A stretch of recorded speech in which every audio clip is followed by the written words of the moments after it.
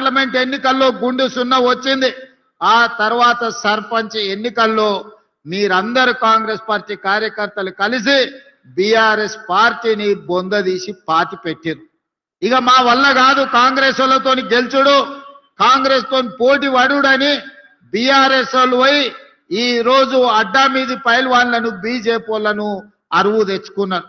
ఇవాళ బీజేపీ వాళ్ళు బీఆర్ఎస్ వాళ్ళు కలిసి ఇంతకుముందే పెద్దలు శ్రీధర్ బాబు గారు చెప్పిండ్రు, తాండూరు మున్సిపాలిటీలో మనోహర్ రెడ్డి గారి సమక్షంలో చేరిన బీజేపీ నాయకులు మా బీఫాములు బీజేపీ ఆఫీసులో కాదు బీఆర్ఎస్ ఆఫీసులో మా బీఫాములు ఇస్తున్నారని. ఇంత భావ దారిద్ర్యం భారతీయ జనతా పార్టీకి దాపురించింది. ఎన్నికల్లో నిలబడి కొట్లాడాలి గాని చీకటి ఒప్పందాలు చేసుకొని ఫెవికల్ బంధంతో ఈనాడు బీజేపీ బీఆర్ఎస్ వాళ్ళు కాంగ్రెస్ పార్టీని ఓడించాలని కుట్రలు చేస్తున్నారు. నేను అడగదలుచుకున్నా, 10 ఏళ్ళు మీరే ఉన్నారు, అన్ని మున్సిపాలిటీలలో మీ వాళ్ళే కౌన్సిలర్లు చైర్మన్లుగా ఉన్నారు.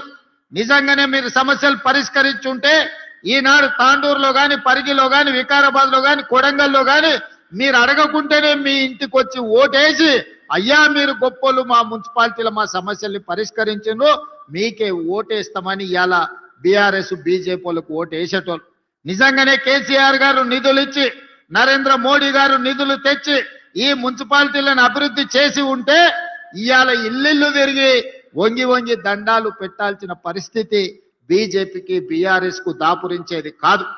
12 ఏళ్ళు మోడీ ప్రధానమంత్రి గుండి చేయలేని పని ఇవాళ మీ గల్లీలో కార్పొరేటర్ కౌన్సిలర్ గెలిస్తే మోడీ వచ్చి మన సమస్యల్ని పరిష్కరిస్తాడా?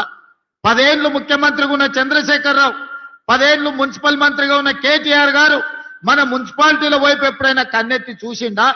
మన గల్లీలో ఉన్న మోరీ గురించి ఆలోచన చేసిండా? మన గల్లీలో కరెంటు లైట్ వెలిగిందా లేదా అని ఎన్నడన్నా చూసిండా? ఏ రోజు రాలే. కానీ ఇవాళ సావు బతుకుల మధ్యలో ఆ పార్టీకి ప్రజలు తద్దినం పెడుతుంటే ఇవాళ రేపు వచ్చి తాండూరులో ఓట్లు అడగడానికి వస్తుండంట. ఇన్నేళ్ల తర్వాత మేము గుర్తొచ్చినమా అని నేను అడుగుతున్నా. ఇన్నేళ్ళు ఈ వికారాబాద్ ప్రాంతం, ఈ తాండూరు కొడంగల్ ప్రాంతం ఏ రోజన్నా మీకు గుర్తొచ్చిందా? మా ఓట్లే కావాల్సి వచ్చినాయి కానీ మా సమస్యల్ని మీరు ఎప్పుడన్నా పట్టించుకున్నారా అని చెప్పి నేను బీఆర్ఎస్ వాళ్ళని అడుగుతున్నా. ఇంతకుముందు పెద్దలు ప్రసాద్ గారు ఒక మాట చెప్పిండ్రు. ఆనాడు డాక్టర్ వైఎస్ రాజశేఖర రెడ్డి గారు అధికారంలో ఉన్నప్పుడు ఆదిలాబాదులో మొదలైన ప్రాణహిత చెవెళ్లకు